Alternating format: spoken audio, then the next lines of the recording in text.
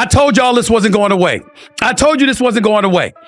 I got it. You don't want to get into stuff like this, but you can't help it because you see the trouble down the road. I said it to you days ago. When you got 120 people that are going to levy allegations against him, his situation looks too daunting to even comprehend. And because of that, as his lawyers intimated when I was watching them on programs like News Nation or CNN or what have you, what did you hear them say? You might find his behavior reprehensible. You might find it disgusting. You might find it a lot of things. The word we're concerned about is whether or not it was legal.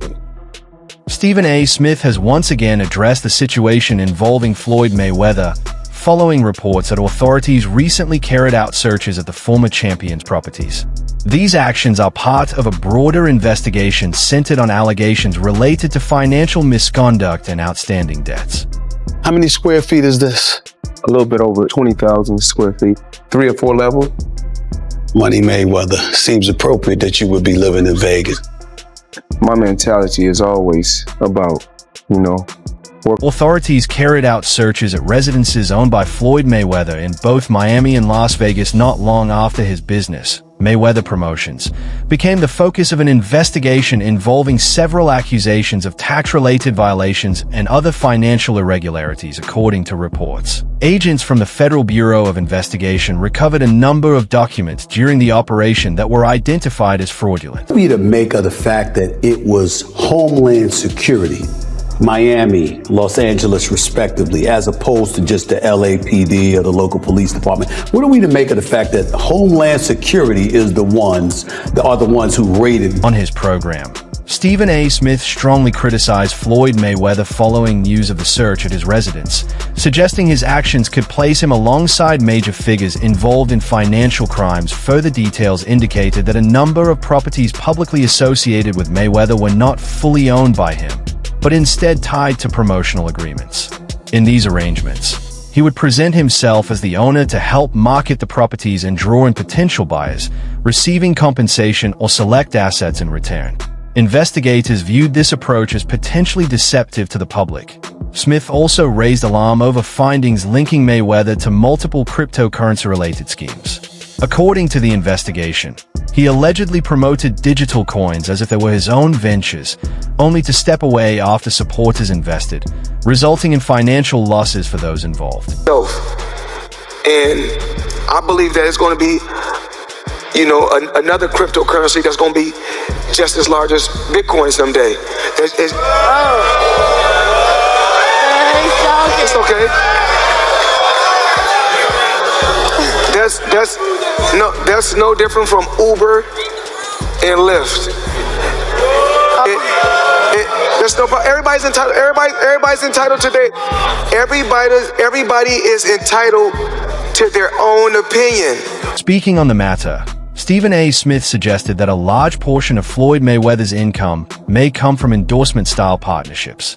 In these deals, Mayweather reportedly presents himself as the owner or key figure behind certain businesses or brands, only for it to later be revealed that he was compensated by the actual owners to promote them. Smith went on to question how much Mayweather genuinely owns, even raising doubts about high-profile assets typically associated with him. He speculated that items such as private jets could potentially be part of similar promotional arrangements rather than personal ownership. You were getting celebrity endorsements. One was DJ Khaled, hilarious, and Floyd Mayweather. Yeah. And he posted on his Instagram him taking this what do you call it? The Centra card? Centra card. The Centra cards. And going and purchasing something with his Bitcoin. According to Stephen A. Smith, the one aspect of Floyd Mayweather's life that remains unquestioned is his record inside the boxing ring. Outside of that, Smith suggested there is growing uncertainty about what assets he truly owns. Based on details emerging from the searches of his properties, Smith indicated that Mayweather may have deeper ties to cryptocurrency-related schemes than to real estate ventures. He also stated that over time, Mayweather has allegedly been linked to multiple undisclosed crypto dealings. Smith argued that much of the suspected wrongdoing appears to center around digital currency, partly because that space tends to receive less public scrutiny.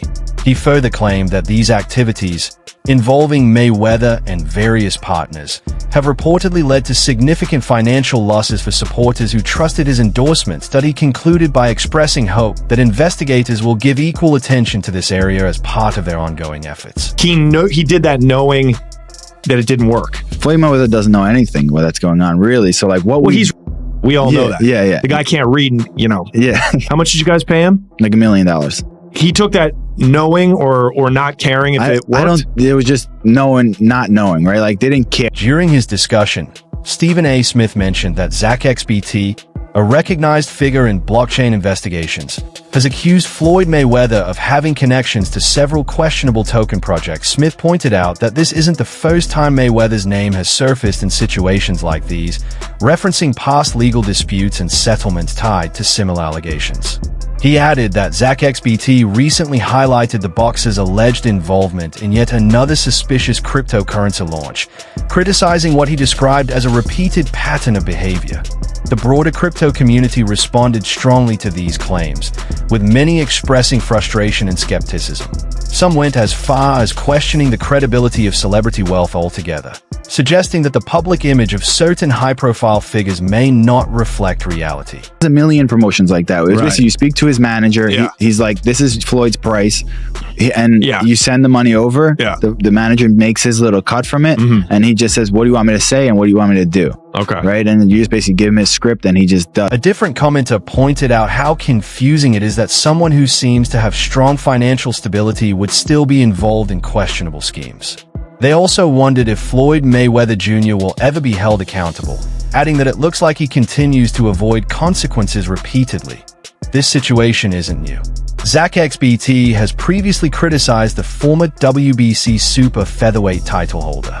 Within the cryptocurrency space, ZachXBT is widely recognized for in-depth investigations into rug pulls, fraudulent projects, and security breaches, and has uncovered numerous crypto ventures, at least a dozen, that eventually collapsed. People like Warren Buffett, Bill Gates, the Waltons, the people that own Walmart and Walgreens, when they're getting money in their 50s, their 60s, their 70s, 80s, and even 90s, it's okay. A young kid like myself, from the inner city, from the ghetto, I worked my way to the top. Mayweather later introduced another cryptocurrency token called Floyd and pushed it across his social platforms.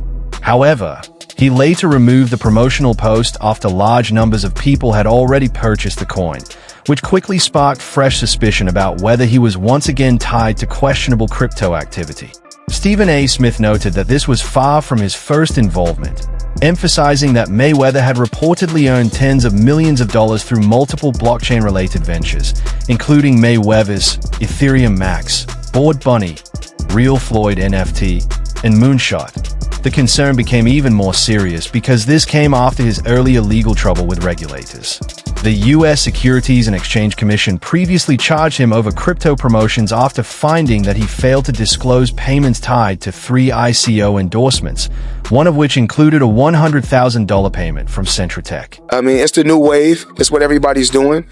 And I started, of course I started with boxing, but then of course now it's real estate. My real estate portfolio is crazy, but I'm truly blessed. I'm truly blessed.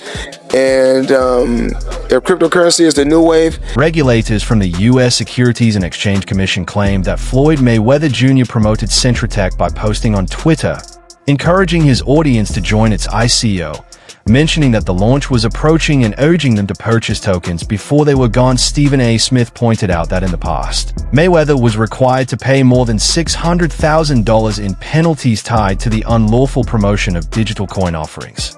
He also noted that related paperwork was reportedly found inside Mayweather's residence in Las Vegas. Smith further stated that many investors ended up suffering major financial losses after being influenced by Mayweather's endorsements of projects later identified as fraudulent. And everybody in the crypto world is competing with one another, whereas I feel like everybody choose what they should be able to choose what they want to choose and go with who they want to go with. I think everybody should work together. And what I always did was I believed in myself. Before anybody else believed in me, I believed in myself. Several ventures, such as Centratech's ICO, Ethereum Max, Bored Bunny, Floyd's World, and the Floyd token, were all described as rug pulls. In these cases, developers allegedly removed liquidity without warning and disappeared, leaving buyers holding tokens that no longer had any value. Floyd Mayweather Jr.'s association with these promotions has been linked to substantial financial damage for numerous investors. Stephen A. Smith also mentioned that Mayweather had ties to other public figures involved in comparable financial controversies. The U.S. Securities and Exchange Commission released several statements identifying Mayweather, noting that he and others did not properly disclose compensation received for endorsing certain cryptocurrency-related investments. I understand, because when I signed my deal, I was only a teenager. When a teenager getting that type of money, you're a kid, you don't know no better. So with age, I grew, understood the business part. And once I said, I'm no longer going to be just an athlete, I'm going to be a businessman. See, a lot of the fighters right now in boxing, they're just fighters. Right. I'm a businessman. The individuals neither confirmed nor rejected the accusations, but they agreed to settle by paying more than $750,000 in total fines. These actions marked the first time the U.S. Securities and Exchange Commission moved forward with cases involving violations tied to the promotion of initial coin offerings, commonly known as ICOs, a relatively new form of cryptocurrency investment. An ICO allows individuals to fund a company by purchasing digital tokens or coins it releases. Although this fundraising method is still emerging, the SEC has cautioned that many of these offerings fall under existing securities regulations, which require clear disclosure of any compensation received in exchange for promotional activity. Investment was real estate, commercial real estate, skyscrapers actually. I looked at certain athletes' career and I said, I don't want to end up like that. So what I did was this. It started off with $5 million.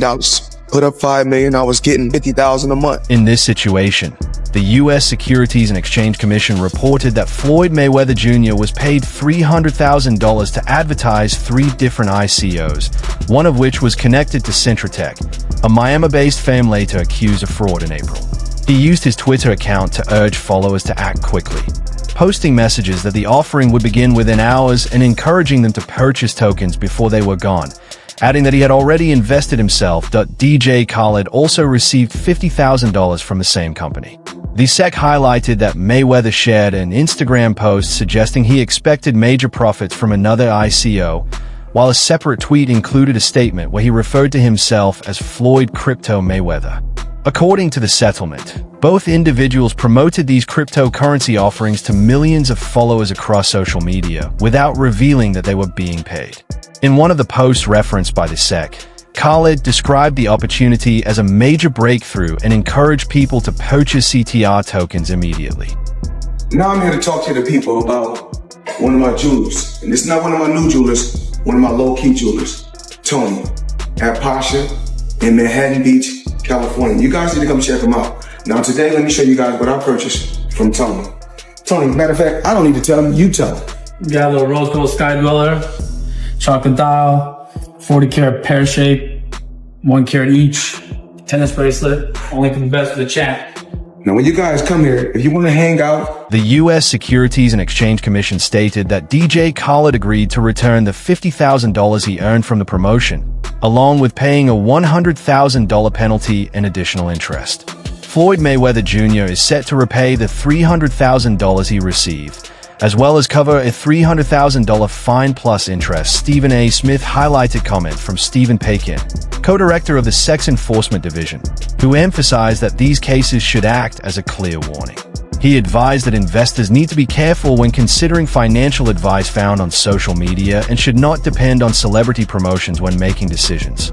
Paikin also pointed out that influencers are often compensated to promote investments rather than offering expert guidance, and the assets they endorse, whether traditional securities or blockchain-based projects, may carry serious risks or even be fraudulent.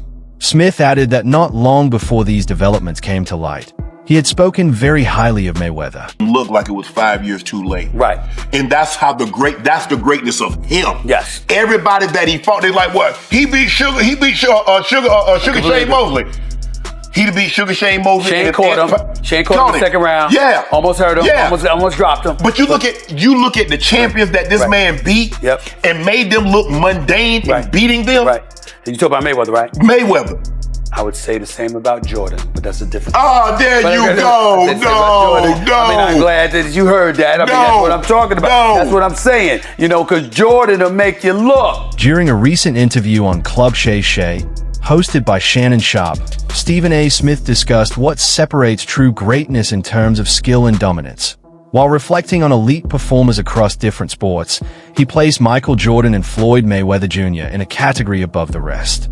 According to Smith, although players like LeBron James consistently defeat their competition, they don't necessarily make their opponents appear unskilled in the process. That he emphasized that this is where Jordan and Mayweather stand apart, as both had the ability to dominate in a way that made those facing them seem far less capable. Smith explained that while LeBron can win against you, Jordan had a unique way of diminishing how good you looked during the matchup, highlighting a clear distinction in how their dominance was perceived.